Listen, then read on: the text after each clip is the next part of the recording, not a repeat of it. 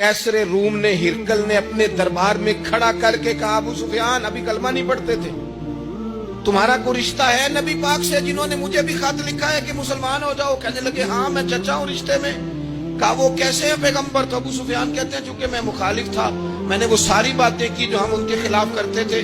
उसने आखिरी बात पूछी, उसने कहा अबू सुफियान ये बता कि वो जिन्होंने ऐलान नबूवत किया है क्या कभी उन्होंने झूठ भी बोला है?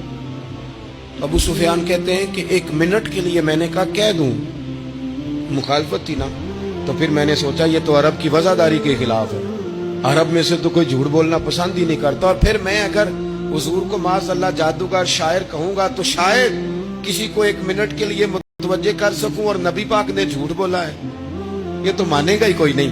कहते हैं बादशाह ने फिर जोर दे के कहा, सरदार बताते क्यों नहीं, क्या कभी उन्होंने झूठ भी बोला है? अबू सुफियान कहते हैं मेरे हाथ में छड़ी थी, मैंने जोर से जमीन पे मारी, मैंने कहा वो मेरे रिश्ते में भतीजे हैं, मेरी सख्त मुखालफत है, मैं उनके खिलाफ मैदानों में निकलता हूं, जंगे लड़ता हूं, कभी वो गालिब आते कभी हम आते हैं, लेकिन मेरे सामने वो पैदा हुए, मैंने माँ की गोद में भी देखा, दादा के कंधों में भी देखा, चचा के घर में भी देखा, सैयदा खदीजतुल कुबरा का दूल्हा बने भी देखा, उनकी 4 बेटियां उनकी गोद में खेलते देखी, ऐलान नबुव्वत करते देखा, लोगों को मुखालफत करते देखा, मेरे सामने उनके मुकद्दस बाल सफेद हुए, मेरा इख्तलाफ अपनी जगह, पर बादशाह मैं कसम उठा के कह सकता हूं उस महबूब की जुबान से जब भी निकला है हक और सच निकला है। असीर दुश्मन की चाह में भी, वो मुखालिफों की निगाह में भी अमी है, सादिक है, मोतबर है, मेरा पैगंबर अजीम तर है, मेरा पैगंबर अजीम तर है, मेरा पैगंबर अजीम तर है। झूठ नहीं कभी हुजूर ने बोला।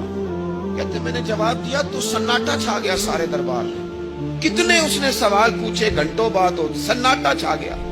और फिर बादशाह ने अपना परना उठाया, चादर उठाई, कंधे पे रखी और जाने लगा, तो मैंने पीछे से पलट के कहा बादशाह इतने तूने सवाल किए, इतने मैंने जवाब दिए, रिजल्ट का भी तो ऐलान करना, नतीजा भी तो देना, क्या निकला?